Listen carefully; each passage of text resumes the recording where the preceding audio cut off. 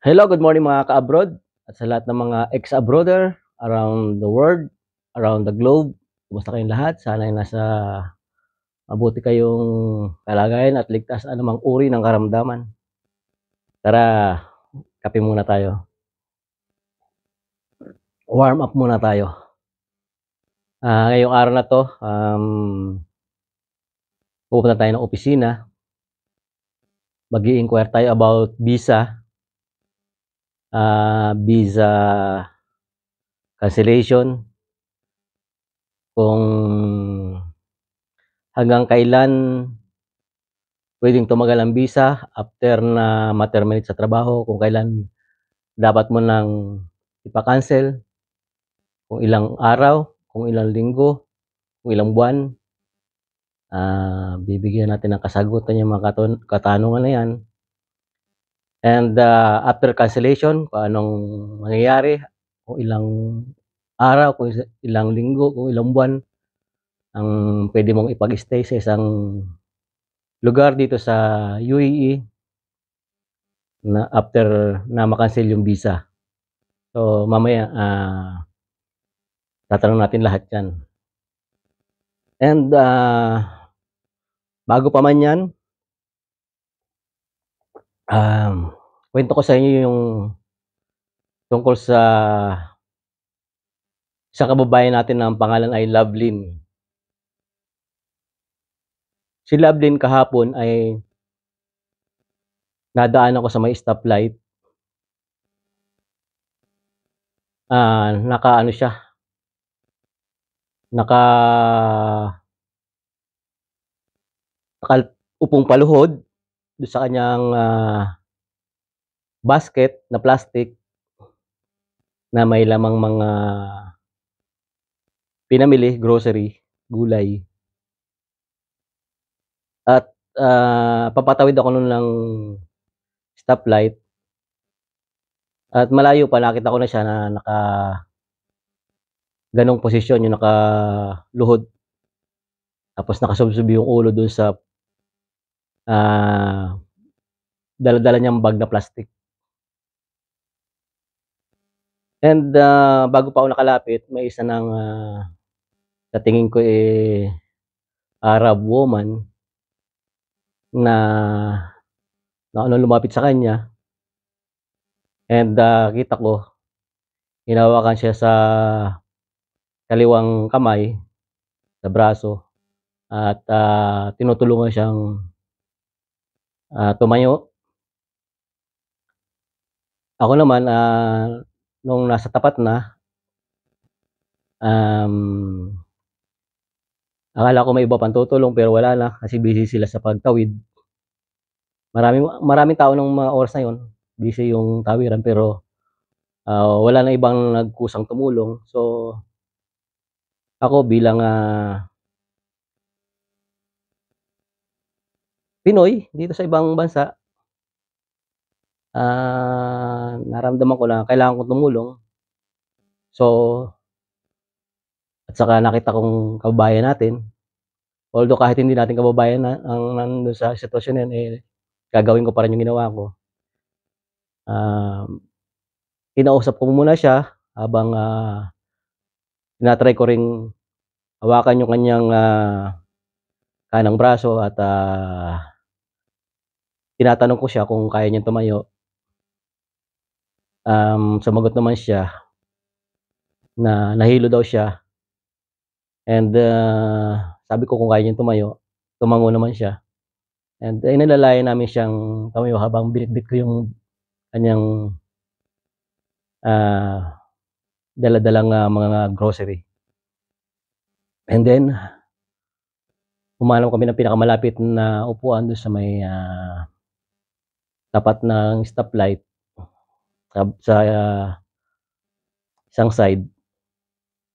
And dun sa naupuan namin, mayroong dalawang teenager na Nepali na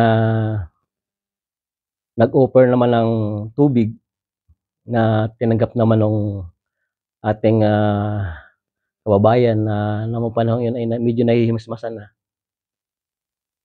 And, nung makita nung Arab woman na okey na, nakakapagsalita na ng maayos at, nakaupo na ng maayos yung ating kababayan na si Lovelyn, ay nagpaalam na yung Arab woman na aalis na daw siya. Sabi ko, "Sige, ako na maiiwan." And, nagkakwentuhan muna kami ng ilang sandali ni Lovelyn. Sinabi niya na 22 years na siya dito sa UAE, partikular dito sa Abu Dhabi na nagtatrabaho, and, meron daw siyang, hypertension o yung problema sa blood pressure at, that time nalimutan niya daw palang uminom ng gamot. And, nag-offer ako na sasamahan ko siya dun sa pinakamalapit na clinic, pero sabi niya, malapit lang naman daw yung kanyang, building dun sa kinauupuan niya nung mga sandaling yun, at, siya na lang daw ang bahalang, pumunta dun sa clinic. And, maya-maya pa may dumating nga na babae, kababayan natin na may dalang, bata at, kakilala niya pala. So, ayun, pagkatapos nun sabi ko, okey na siya, tinurn over ko yung ating kababayan dun sa kakilala niya, and then umalis na rin tayo. And sa pagkakataong yun, makikita niyo na dito sa UAE, mga kababayan, kapagka, may mga ganyang kaso, maraming tutulong at, 'wag na nating isipin yung mga walang pakialam, kasi may kanya-kanya tayong buhay. Hindi natin maisip kung ano yung pinagdadaanan ng ibang tao, nagmamadali rin sila, may hinahabol silang mga deadline kasi dito mga busy ang mga tao. Pero maraming tutulong, tulad ng pangyayaring yun, bale ilang lahi ang nagtulong-tulong dun sa pangyayaring yun. Yung Arab woman, yung dalawang teenager na Nepali, at saka siyempre yung kababayan ni Lovelyn, which is ako. And, nakakataba ng puso na humanity is still alive. Gano'n, mga kababayan, mga ka-abroad. Dito sa abroad, kahit hindi magkakilala, talagang, may tutulong at tutulong sa'yo sa mga gano'ng pagkakataon. And, naisip ko nga pala that time, sabi ko baka puwedeng kunan ko ng, video. Gusto ko sanang tanungin kung puwede ko siyang i-feature dito sa ating vlog, dito sa ating channel, pero naisip ko rin, sobrang nakakahiya kasi baka isipin ng ating kababayan na sinamantala ko yung pagkakataon para kunwari tutulong, yung pala may ibang intensyon. So, minabuti kong hindi na lang. So, hindi naman yung mga gano'ng pagkakataon, hindi naman dapat ipagyabang, hindi ba dapat ipagmalaki. Although kinukuwento ko ngayon sa inyo para at least, malaman niyo na, yung mga mahal niyo sa buhay, although nag-iisa dito sa ibang bansa, dito sa UAE, 'pag may mga pangyayaring ganyan, hindi po sila nag-iisa. May mga tumutulong po, ibang lahi, ibang tao at mga kababayan natin. So, 'wag po kayong masyadong mag-alala kung sila man ay walang mga kakilala dito, pamilya dito, dahil, hindi po sila totally nag-iisa.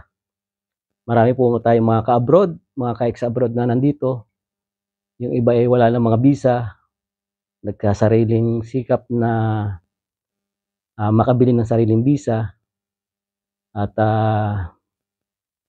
nagta-try na kumita kahit papaano. Kasi kung uuwi nung biglaan diyan sa Pinas, alam siguro na wala ring pagkukunan. So, yung iba mas minabuti na manatili muna rito habang, naghahanap ng trabaho o habang bumibili ng sariling bisa para lang kumita para sa pag-aaral ng kanilang mga anak. Kasi sa kalagayan ni Lovelyn, yung kababayan natin, hindi pa daw siya makauwi kahit gano'n na yung kanyang sitwasyon. Kasi may mga nagka-college pa siyang anak. Siguro si Lovelyn mga sa tantiya ko mga 45 hanggang 50 years old. 22 years na siya nagtatrabaho dito. Nag-umpisa siya sa pagiging cleaner, and then eventually naging ano siya, certified nursing attendant. And sabi niya dati marami siyang customer, yung pagma-massage yung kanyang sideline. Pero nung magkaroon nga siya ng kondisyon na hypertension, naubos yung kanyang mga customer dahil nga do'n sa kanyang sitwasyon na lagi siyang nahihilo. Ayun, nakakaawa yung mga kababayan natin na may mga pinagdadaanan ng ganyan. Pero nakakahanga pa rin na sa kabila ng ganyang kondisyon, pinipilit lumaban. So, mga ka-abroad, mga ka-ex-abroad, salamat sa panonood. See you. At yan ang istorya ni Lovelyn. Bye-bye.